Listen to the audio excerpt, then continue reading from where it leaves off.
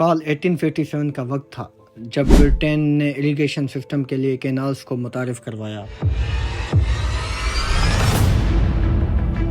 उस वक्त Britishers cash crops cultivate किया करते थे जिसमें वीट और कॉटन था।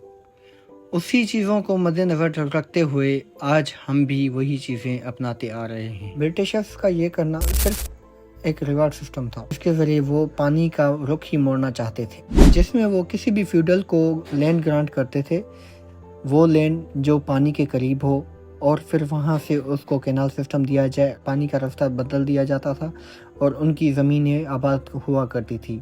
इसमें यह हुआ कि पूरे इंडस सिस्टम का आर्टिफिशियल चेंजेस आना शुरू हो गए। इसमें उन्होंने 26 मिलियन एकड़ बैरल लैंड को इरिगेट कर दिया। तो 1947 में 18 और बराजेस तामीर करवा दी गई। सिंधु दरिया की इब्तिदा तिब्बत प्लेटू के हाई लैंड कैलाश माउंटेन की एक झील मानसो रिवर से होती है। सिंधु दरिया पाकिस्तान की लार्जेस्ट और लॉन्गेस्ट रिवर है, जिसकी लेंथ 3200 किलोमीटर और estimated annual flow 207 billion cubic metre है। पाकिस्तान में सिंधु दरिया 95% इरिगेशन को आबाद करता है, जिसकी टोटल एरिया 26.3 मिलियन हेक्टेयर बनती है। 1975 का ये वो साल था जिसमें इंडस रिवर का 75% पानी सिंध को दिया जाता था। बात अब ये आती है 1975 में 75 से हट के 1991 में 48 पे हम आ गए, जो कि एक अनफेयर डिस्ट्रीब्यूशन थी पानी की, जिसमें हमारे रिसोर्सेज कम होते चले गए और 75% पानी मिलने वाला 48 पे आ गया, जिसके बाद पानी के बहुत सारे मसाइल आने लगे, जिसका पहला issue shortage of water. Recently Pakistan की गवर्नमेंट ने एक नया प्रोजेक्ट मुतारिफ करवाया है जिसका नाम ग्रीन पाकिस्तान इनिशिएटिव है, जिसकी इन्वेस्टमेंट 211 अरब रुपीस है, जिसमें उन्होंने इंडस रिवर पर 6 कैनाल्स बनाने का मंसूबा दिया है।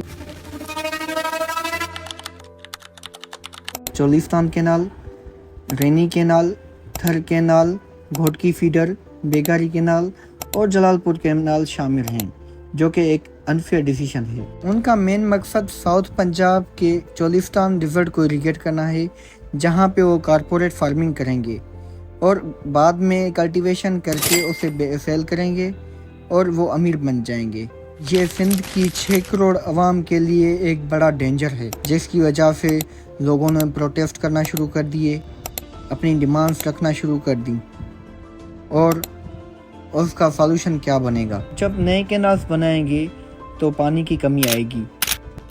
वो कह रहे हैं कि चोलिस्तान डिजर्ट को आबाद करने के लिए सिंध से पानी नहीं लिया जा रहा। अगर सिंध से पानी नहीं लिया जा रहा तो कहाँ से लिया जा रहा है? पंजाब 1999 से 2023 तक 15% पानी की कमी का शिकार बनता आया है। सिंध में 37% पॉवर्टी है। पानी की शॉर्टेज की वजह से 18 मिलियन एकड़ आबाद ज़मीन अभी तक गैराबाद है।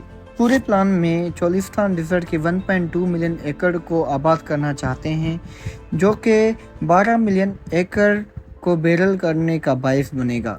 We never know the worth of water till the well is dry। जिस तरह सिंध की आबादी बढ़ रही है, गवर्नमेंट को वाटर रेगुलेशन सिस्टम को मैनेज करना पड़ेगा।